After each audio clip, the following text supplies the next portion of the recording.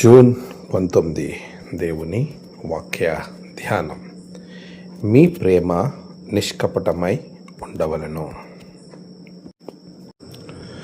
రోమా 12:9. మన ప్రభువైన యేసుక్రీస్తు నామములో మీ అందరికీ ఉదయము శుభములు తెలియచేస్తూ ఉన్నాను. ప్రియులారా, దేవాది దేవుని మహాకృప వలన మరొక నూతన దినమును చూచే ధన్యత ప్రభు మనకి అనుగ్రహించి ఉన్నారు. ఈ దినమును బట్టి దేవాది దేవునికి నేను కృతజ్ఞతాస్తుతులు చెల్లిస్తూ ఉన్నాను. ప్రియ విశ్వాసులారా, ప్రభువులో మనమందరం స్థిరపరచబడి ప్రభు కొరకు జీవించే జీవన విధానానికి మనం ఖచ్చితంగా అలవాటు పడేవారంగా ఉండాలి.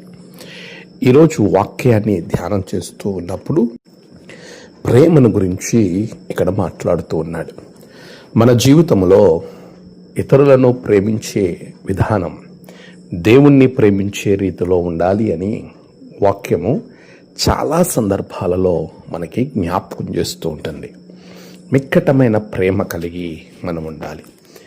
మనము చాలా సార్లు దేవుని ఎడల చూపించే ప్రేమ చాలా గొప్పగా ఉంటుంది. అంటే ప్రభుకి ఇచ్చేవి, ప్రభు కొరకు మనం చేసేవి అన్నీ కూడా చాలా గొప్పగా ఉండడానికి మనం ప్రయత్నం చేస్తూ ఉంటాం. కానీ పొరుగువానికి చేసేటప్పుడు మాత్రం కొద్దిగా మనల్ని మనము తగ్గించుకోవడానికి ప్రయత్నం చేస్తాం.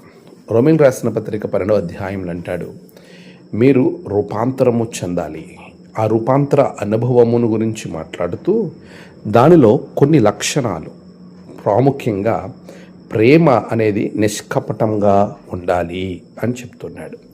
చెడ్డదాన్ని అసహించుకొని మంచిదాన్ని హత్తుకోవాలి అని చెప్తూ ఆ సందర్భంలో ప్రేమ గురించి మాట్లాడుతున్నాడు.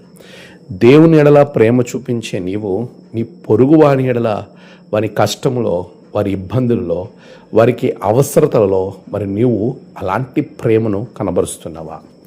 మంచి సమరయుని కథలో ప్రభు జ్ఞాపకం చేసే విషయాలవే. మంచి సమరయుడిలో తన యొక్క పరిస్థితి బాగోపోయినప్పటికీ తనను ఏమాత్రము సొసైటీ అంగీకరించకపోయినా కూడా యూదునికి అక్కడ లేనటువంటి స్థానం, లేవీనికి లేని స్థానం సమరయుడికి దేవుని చేత ఇవ్వబడ్డది. పిల్లరా, పొరుగువాడిని ప్రేమించటంలో మనం ఎలాంటి బౌండరీస్ లేకుండా ప్రేమించగలిగినప్పుడు, అందుకే ప్రభు అంటాడు, నిన్ను వలే నీ పొరుగువాడిని ప్రేమించు. అలా ప్రేమించగలిగినప్పుడు ప్రభు ఆశీర్వాదము నీ మీద ఖచ్చితంగా ఉంటుంది. అది ప్రధానమైన ఆజ్ఞగా ఉంది.